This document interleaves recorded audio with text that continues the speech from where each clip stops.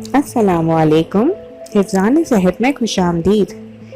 Corona virus سے بری طرح متاثر براعظم یورپ کے ملک بیلجیم میں عوام پر زور ڈالا جا رہا ہے کہ لاک ڈاؤن کے دوران وہ ہفتے میں کم از کم 2 بار آلو کے چپس ضرور کھائیں۔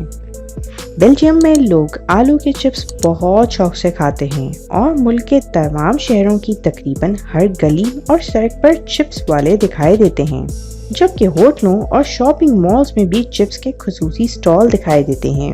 بیلجیم ہر سال یورپی ممالک سمیت دنیا بھر کے تقریباً 100 سے قریب ممالک کو 15 لاکھ ٹن آلو فروخت کرتا ہے۔ تاہم اس بار لاک ڈاؤن کی وجہ سے سرحدیں اور کاروبار بند ہونے کی وجہ سے ایسا ممکن نہیں ہوتا دکھائی دے رہا۔ بیلجیم میں لوگ آلو کے چپس کو نہ صرف کیچپ بلکہ میونیز کے ساتھ بھی بہت شوق سے کھاتے ہیں، اور بیلجیم کا شمار آلو کی پیداوار کرنے والے بڑے ممالک میں ہوتا ہے۔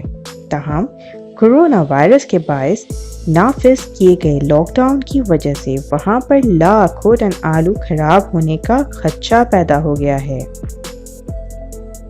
اگر ابھی تک آپ نے ہمارے چینل کو سبسکرائب نہیں کیا ہے تو سبسکرائب کر کے بیل کے آئیکن پر کلک کر دیں تاکہ ہماری نئی ویڈیوز آپ کو آسانی سے مل سکیں۔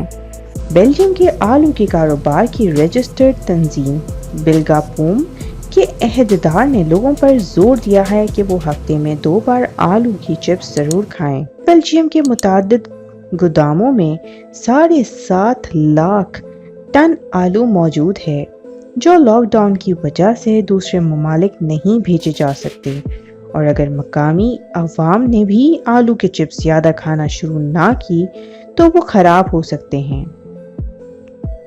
ان کا کہنا ہے کہ آلو کے کاروبار کے متعلق تنظیم ملک کے بڑے اسٹورز اور ہوٹلوں کے ساتھ مل کر زیادہ سے زیادہ آلو کے چپس بنانے کے حوالے سے حکمت عملی بنانے پر کام کرے گی۔